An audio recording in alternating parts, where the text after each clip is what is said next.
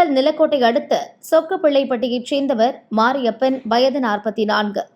பிள்ளையார்நத்தம் ஊராட்சியில் தற்காலிகமாக துப்புரவு பணியாளராக பணியாற்றி வந்தார். இவரது மனைவி பழனியம்மாள், வயது 35. தம்பதிக்கு 2 மகன்கள் உள்ளனர். இருவரும் அணைப்பட்டியில் உள்ள தாத்தா வீட்டில் தங்கி படிக்கின்றனர். மகன்கள் வீட்டில் இல்லாத நிலையில் பழனி அம்மாள் அதே பகுதியைச் சேர்ந்த ஒருவருடன் பழகி வந்தார். இதுகுறித்து அக்கம் பக்கத்தினருக்கு தெரிந்த நிலையில் மாரியப்பனுக்கு தகவல் போனது. பழனி அம்மாளை கண்டித்தார். முறையற்ற பழக்கத்தை கைவிட சொன்னார். இருந்தும் அவர் திருந்தவில்லை. கள்ளக்காதலனை தனிமையில் சந்தித்து வந்தார். இதனால் விரக்தியடைந்த மாரியப்பன் குடியிருக்கும் வீட்டையே வேறு ஊருக்கு மாற்றினார். அப்போதாவது மனைவி திருந்து விடுவார் என நினைத்தார். அவரது கணிப்பு பொய்யாகி போனது. குடிமாறி சென்ற வீட்டுக்கும் பழனி அம்மாளின் காதலன் வந்து சென்றுள்ளார்.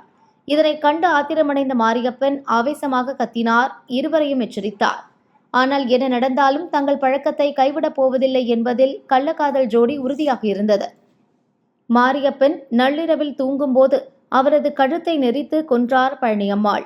அதே இரவில் தனது காதலனை வரவழைத்து ஊரில் இருந்து வெளியேறி தலைமறைவானார். மறுநாள் காலை அந்த வழியாக சென்றவர்கள் வீடு திறந்து கிடப்பதை பார்த்து போலீசுக்கு தகவல் தெரிவித்தனர். அங்கு வந்த நிலக்கோட்டை போலீசார் மாரியப்பன் உடலை கைப்பற்றி பிரேத பரிசோதனைக்கு அனுப்பி வைத்தனர். தப்பி ஓடிய பழனியம்மாள் மற்றும் அவரது கள்ளக்காதலனை தேடுகின்றனர்.